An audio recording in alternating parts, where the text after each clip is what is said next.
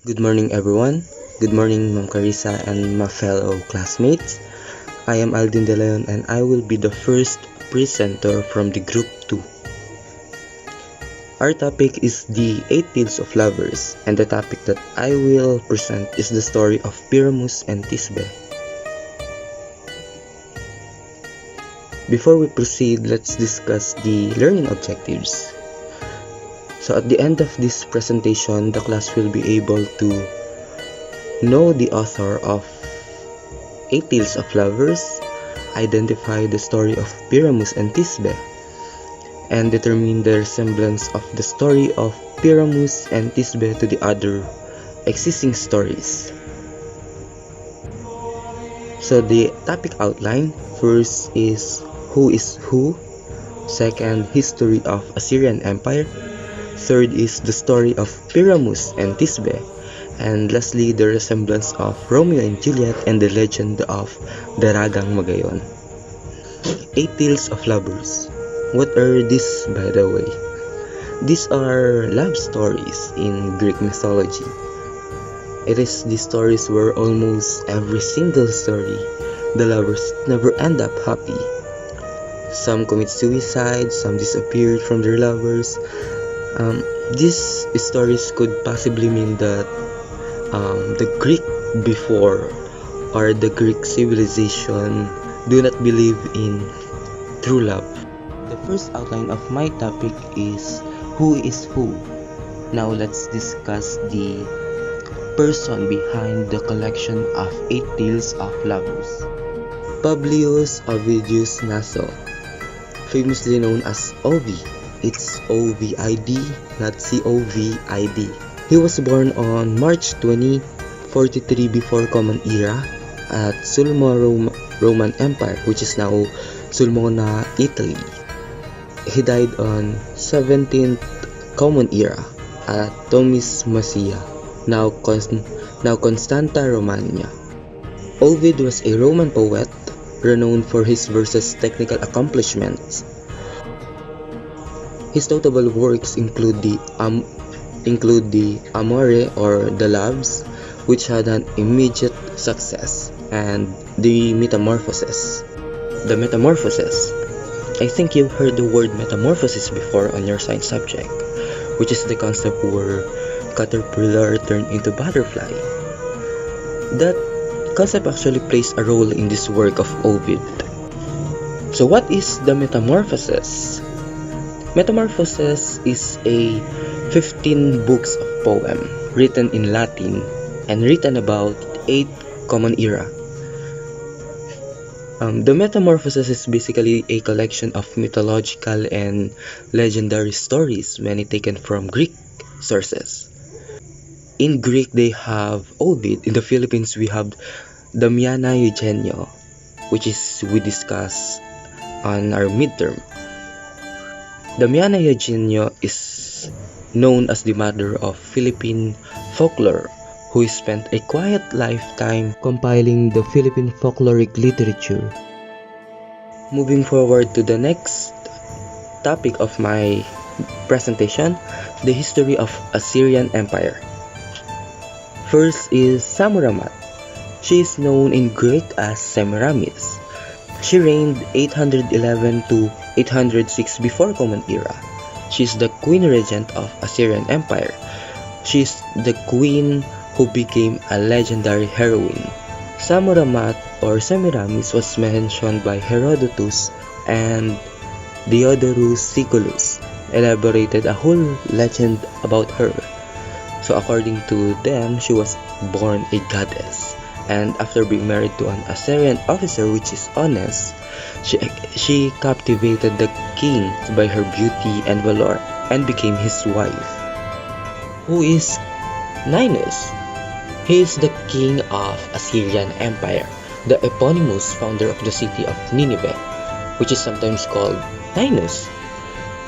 Ninus met Semiramis during the siege of Bactra. She was married to a Syrian officer before, which is honest. On the other stories, after the death of Ninus, his widow Semiramis, who was rumored to have murdered Ninus, erected a temple tomb for him. When King Ninus died, a tomb was erected for him. The temple tomb is recognized to him, so that's why the reason why it is called Ninus tomb. So the temple tomb is 9 shades high and 10 shades broad. And now we are moving forward to the main topic of my presentation. But before we proceed with the story, let's know the characters first. So the characters, they are the hero and heroine of a Babylonian love story. The first character, we have Pyramus, who is a young man and lover of Thisbe, while Thisbe, she is the lovely maiden and lover of Pyramus. The story happened in Babylon. The characters live in the city which Queen Semiramis founded after having killed her husband King Ninus. At that time, the city was surrounded by a wall made of baked brick and bitumen bound with iron, which was one of the wonders of the world. And now, finally, please prepare your ears to hear the tragic love story of Pyramus and Thisbe. The story of Pyramus and Thisbe. In a brick-walled city of Babylon, a city founded by Queen Semiramis, there was a beautiful young man whose name is Pyramus, and a maiden who is loveliest of all those eastern girls, whose name is Thisbe. Pyramus and Thisbe are neighbors. Their nearness made them acquaintance and fall in love with each other. However, their parents forbid their relationship. There's another thing who became barrier in their relationship: the brick wall, a wall that divided their houses. But who could stop a couple from being in love? Luckily, they found a chink on the wall that nobody noticed but them. They used the chink to talk through by whispering. With the help of it, they were able to communicate without being noticed by their parents. They sometimes called the wall for getting in their way as a barrier for their love, and asked it to make the hole bigger so they could kiss. But they are still grateful for it, as it became the passage and witness of their love. As their love burning, they couldn't endure it. They decided that the very night they would try to slip away and steal out through the city into a place where they could both find freedom. They both agreed to meet up in a well-known tomb of Ninus. Near a cool spring, there was a tall tree full of snow-white berries called mulberry tree. The day seems a bit longer as they waited the sun to set and the moon to rise. When the night finally set, Thisbe covered herself with a veil and silently slipped away from the city. She was the first to come to their meeting place. On not a faraway location, a fierce beast was seen.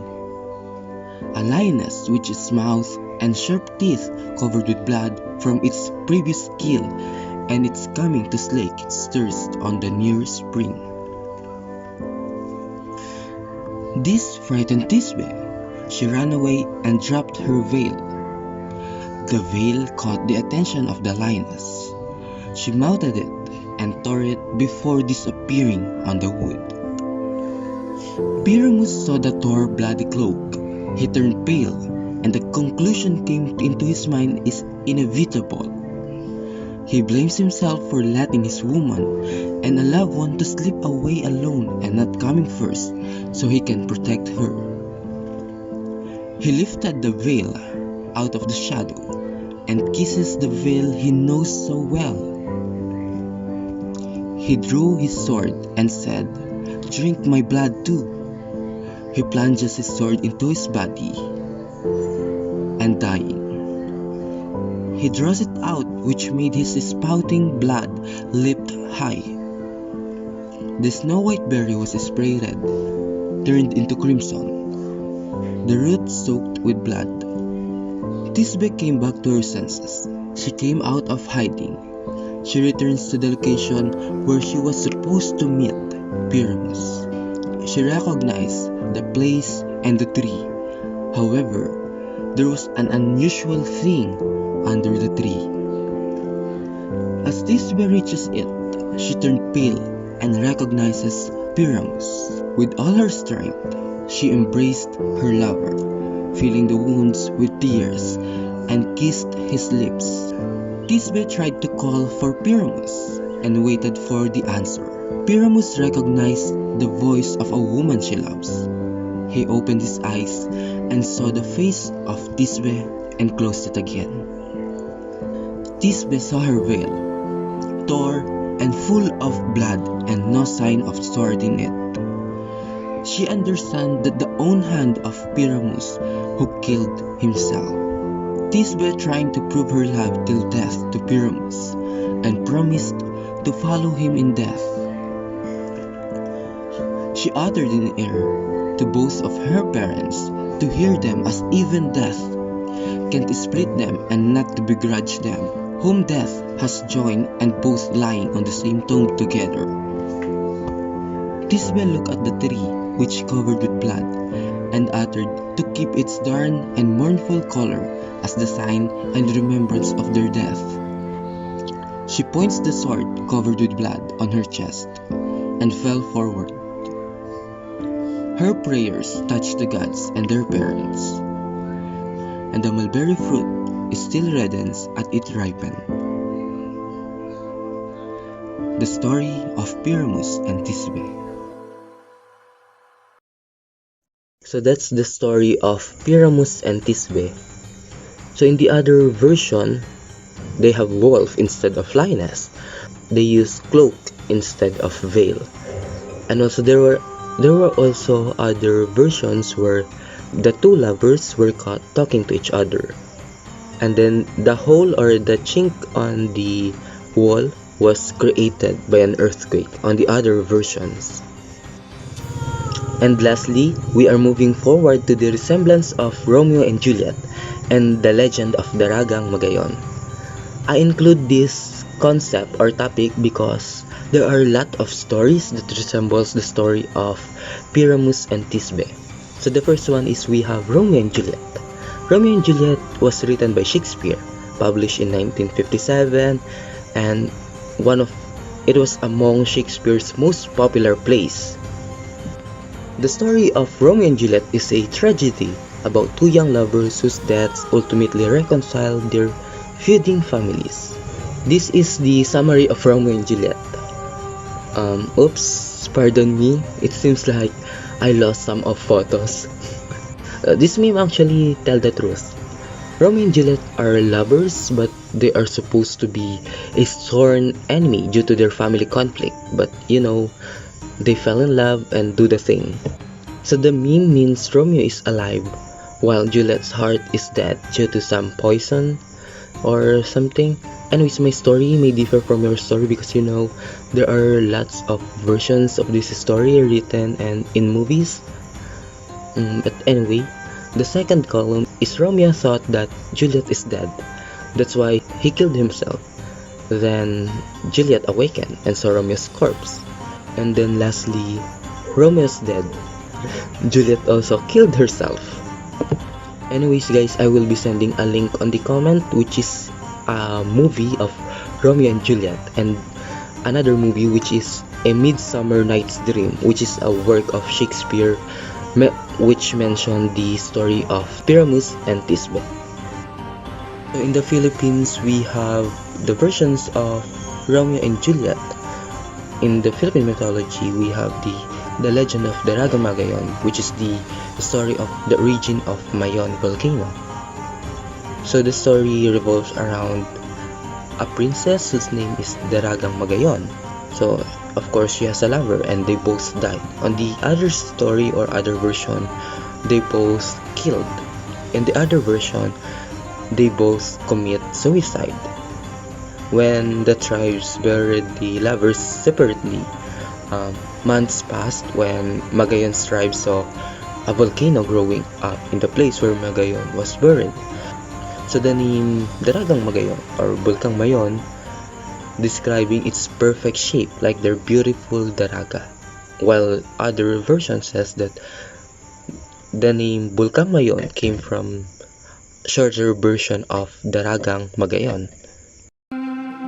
And that's all for my presentation. Again, I am Aldin De Leon, and I hope that you learned something from me. Thank you and have a nice day.